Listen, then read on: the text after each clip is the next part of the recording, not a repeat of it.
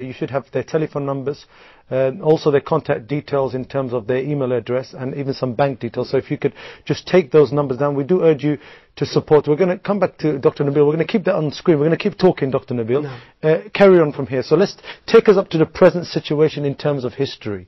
I mean, how did a certain amount of people take over a sovereign area and take it into their land, and now everybody thinks it's their sovereign area? Matter of fact, this is a part of alliance of hegemonist states, to be frank with. The Israelis now work like, a destroyer or an airplane carrier in the area. One of the decisions of the so-called superpowers, in that time it was England, then France, then of course USA, that this land, so-called Middle East, we don't approve of the term Middle East, this is called Arabia, the Arabian land. It's the heart of the world. It was Sham before. This was what it was known as the Great Sham. Yes. It's the heart of the world and the heart of civilizations from the very beginning of history of mankind. Now to call us by the British as Near East because of them, then the Americans Middle East, a little bit far away from them, this is wrong. And the term Middle East will loosen the meaning.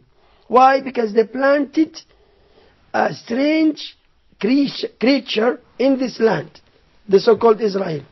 Israel is financed totally by the states.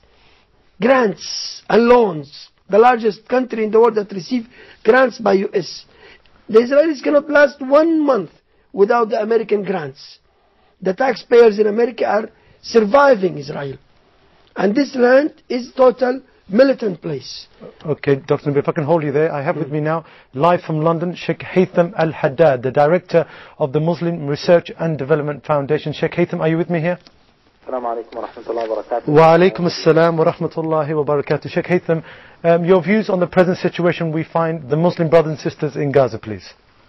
Bismillah ar-Rahman ar-Rahim. Alhamdulillah Rabbil Alameen wa salatu wa salamu ala nabiyyina Muhammad wa alihi wa sahbihi ajma'in. First of all, we need to realize and to remind all our brothers and sisters in the whole world that the ongoing conflict in Gaza is just a very small part of the global conflict between Muslims and the enemies of Islam and the enemies of humanity, actually, because those people are not the enemies of Muslims, but they are the enemies of humanity.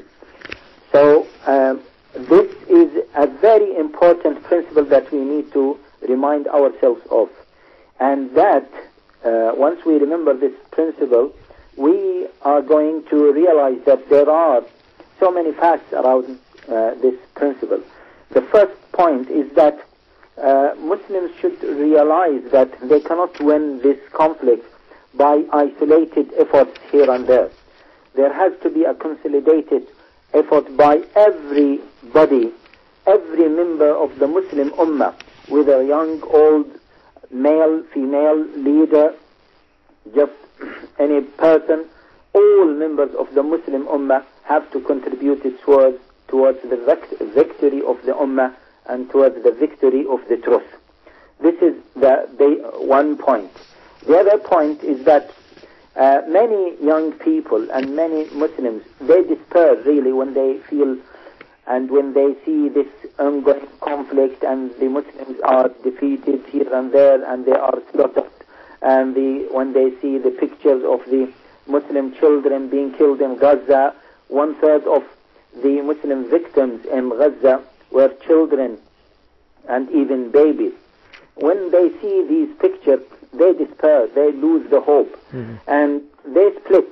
Some of them, they just sit down and they just want to be away from all of these problems and away from the conflict.